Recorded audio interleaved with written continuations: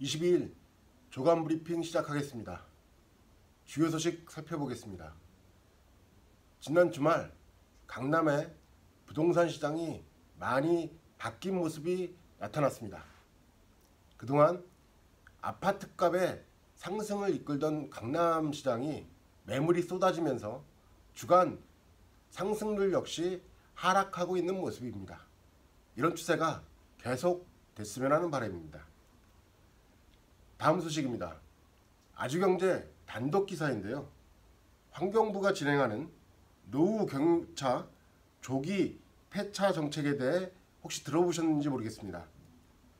노후된 경유 차량을 중고로 팔지 않고 조기에 폐차를 권유하는 정책입니다. 환경오염을 방지하기 위한 것인데요. 정부는 폐차 비용으로 최대 160만원까지 지급하고 있습니다. 현재는 수도권에서만 진행되고 있는데요. 문제는 이런 정책의 틈을 노린 불법 영업이 기승을 부리고 있어 소비자 피해가 확산될 수 있다는 것입니다.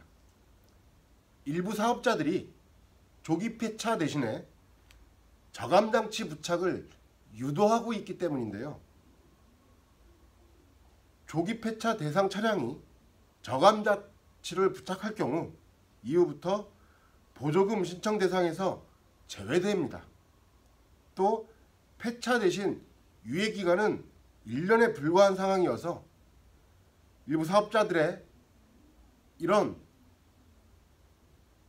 얘기에 혹하게 되면 소비자들이 피해를 양산할 수가 있습니다. 사업자들이 이런 사실을 제대로 알리지 않고 저감장치 부착을 유도하면서 수수료를 받고 있는 것인데요. 더 큰 문제는 정부가 이런 불법 영업행위가 성행한다는 것을 전혀 인식하지 못한다는 것입니다.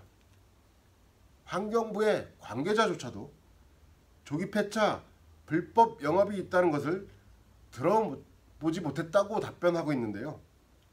정부로부터 조기 폐차 위탁 사업을 받은 곳이 한국자동차 환경협회라는 단체입니다. 이 협회에는 온종일 전화가 불통입니다. 협회 홈페이지에도 이와 관련된 질문을 아무리 올려봐도 궁금증을 해결하기에는 부족하다는 것입니다. 정부가 정책만 만들고 이에 대한 점검도 없고 현황도 제대로 파악하지 않는다는 것을 자인한 것인데요. 결국 피해는 고스란히 소비자에게 전가되는 현실입니다. 정부가 지금이라도 실태 파악에 나서 불법 영업행위에 대한 철저한 단속에 나서야 할 것입니다. 마지막 소식입니다. 한동안 얼어붙었던 중국인 단체 관광객, 즉 유커의 한국 방문길이 다시 열렸다는 소식인데요. 중국의 화장품 업체 관계자 600여 명이 지난 19일부터 24일까지 단체로 한국을 찾았습니다. 이번 단체 방안은 지난해 3월 중국의 한한령 조치 이후에 최대 규모입니다. 한국관광공사에 따르면 올해 상반기 방한한 중국인 관광객은 217만 명에 달합니다. 그러나 전년 대비 기준으로 해서 51.7% 정도 늘어난 수치인데요. 그간 중국의 사드 보복으로 국내 항공사와 유통업계 모두 어려움을 겪은 바 있습니다. 2016년 806만 명의 중국인이 한국을 방문했지만 2017년에는 416만 명으로 반토막이 났습니다.